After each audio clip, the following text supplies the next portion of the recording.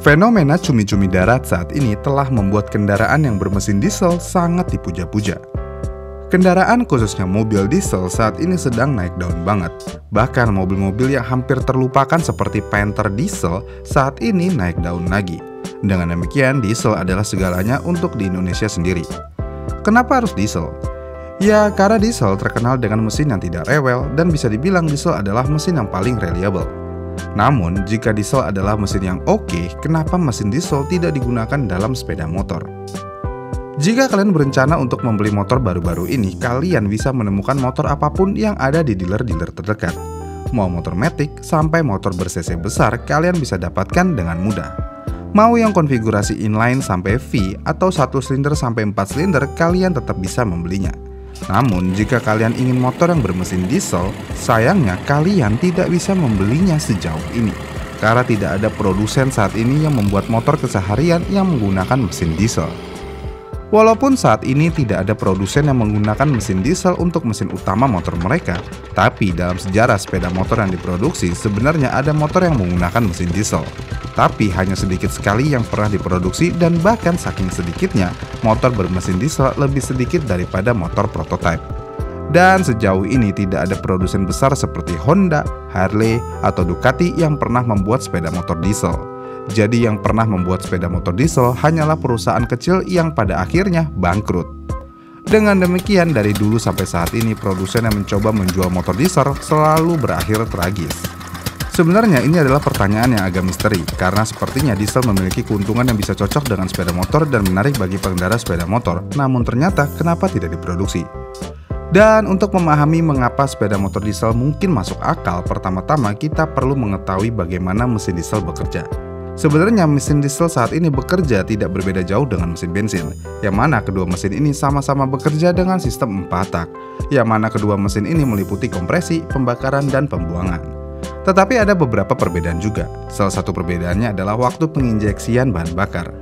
Dalam mesin bensin, baik bahan bakar maupun udara masuk ke silinder selama fase intake, dan campuran udara bahan bakar dikompresi selama fase kompresi. Sedangkan dalam mesin diesel hanya udara yang masuk selama fase intake, dan hanya udara yang dikompresi. Dan dalam mesin bensin, ignition disebabkan oleh percikan dari busi. Sedangkan dalam mesin diesel, ignition disebabkan oleh udara panas dalam sesuatu yang disebut ignition otomatis. Kemudian mesin diesel juga menggunakan compression ignition, yang didasarkan pada prinsip fisika sederhana, yaitu meningkatkan tekanan gas akan meningkatkan suhunya. Yang berarti, mesin diesel dapat mengompresi udara hingga 400 psi, yang cukup untuk mendapatkan suhu lebih dari 540 derajat Celcius pada akhir strok kompresi. Dan terakhir, bahan bakar diesel akan disuntikkan langsung ke dalam silinder dan dinyalakan oleh udara panas itu sendiri. Salah satu keuntungan dari compression ignition ini adalah bergantung pada lebih sedikit komponen dibandingkan dengan penyalaan busi, yang berarti mesin diesel memiliki lebih sedikit bagian yang bisa gagal. Jadi kasarnya mesin diesel lebih sederhana daripada mesin bensin. Dan karena kesederhanaan itu, mesin diesel dikenal tahan lama. Tapi mesin diesel bisa awet bukan karena faktor kesederhanaannya aja, karena mesin diesel selalu beroperasi pada putaran rendah yang relatif. Dan hal itu bisa terjadi karena mesin diesel menggunakan compression ignition untuk mencapai suhu yang diperlukan. Dan untuk melakukan ignition otomatis, mesin diesel juga memerlukan tekanan internal yang tinggi, yang berarti mesin diesel memiliki rasio kompresi yang tinggi juga. Rasio kompresi adalah perbandingan antara volume total silinder dengan volume celahnya, atau jumlah ruang yang tersisa di silinder saat piston berada di titik mati atas.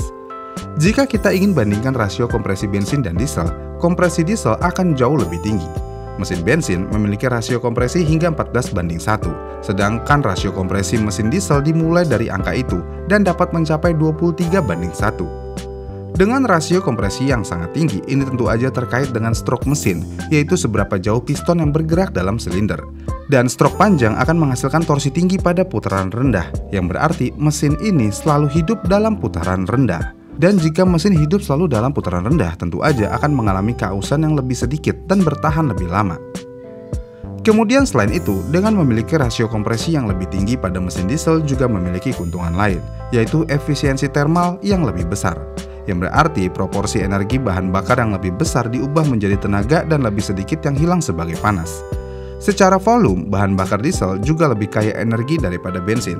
1 liter diesel mengandung sekitar 13% lebih banyak energi daripada 1 liter bensin.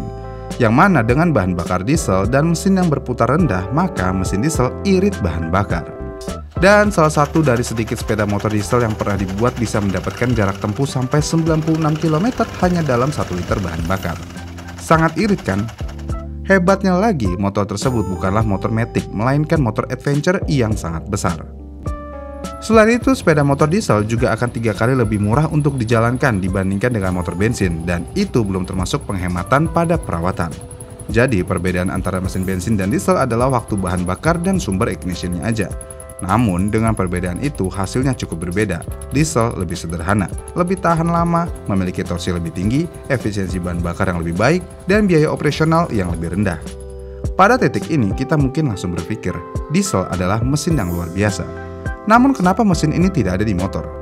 Sayangnya, diesel memiliki beberapa karakteristik yang tidak cocok dengan apa yang diharapkan pengendara sepeda motor, seperti penanganan yang lincah dan akselerasi yang cepat. Dengan mesin diesel, motor akan memiliki bobot yang lebih berat, dan jika sepeda motor terlalu berat, maka akselerasinya menjadi lambat. Dan juga karena motor ini lebih berat dan kurang bertenaga, pengendara harus bekerja lebih keras untuk mengubah arah motor tersebut.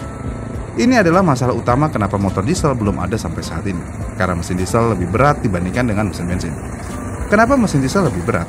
Ya bayangin aja, mesin ini harus dibangun untuk menahan tekanan tinggi yang diperlukan untuk penyalaan kompresi. Seperti yang sudah saya sebutkan sebelumnya, udara terkompresinya aja di mesin diesel bisa mencapai 400 PSI. Dan dengan reaksi pembakaran bisa menghasilkan tekanan hingga 3000 PSI pada suhu hingga 2500 derajat Celcius. Jadi untuk menahan semua itu, komponen mesin diesel harus dibuat lebih kokoh daripada mesin bensin. Blok mesin, head mesin, piston, truk as bahkan gasket harus dibuat dengan lebih banyak bahan. Dan bahan tambahan itu berarti mesin akan memiliki lebih banyak berat. Mungkin di mobil dengan adanya perbedaan berat seberat 100 kg tidak akan terasa, tetapi dalam sepeda motor, proporsi besar dari total berat ada di mesin akan menghasilkan perbedaan yang luar biasa. Selain itu, ignition kompresi juga dapat menghasilkan pembakaran yang kurang terkendali dibandingkan dengan penyalaan busi dalam mesin bensin. Kenapa? Ya karena bahan bakar akan disuntikan ke dalam awan udara panas yang bervariasi suhunya, dan ignition hanya terjadi di tempat yang cukup panas untuk terjadi. Dan biasanya juga itu terjadi di beberapa lokasi secara bersamaan, yang berarti reaksi ignition tersebut kurang dapat diprediksi, yang tentu aja akan menciptakan lebih banyak kebisingan dan getaran yang harus diisolasi. Mungkin saat ini ada beberapa pabrikan yang memaksa membuat motor dari diesel seperti APP KTM Gajah 500D. Tapi lihat bentuknya, ini motor roda 3, jadi menggunakan mesin diesel adalah hal yang memungkinkan aja. Tapi gimana kalau motor duanya? Sebenarnya ada juga, seperti Neander Turbo Diesel. Neander Turbo Diesel merupakan motor pertama yang mengawinkan diesel dan turbocharger. Motor ini menggunakan mesin twin crank 2 silinder berkapasitas 1340 cc.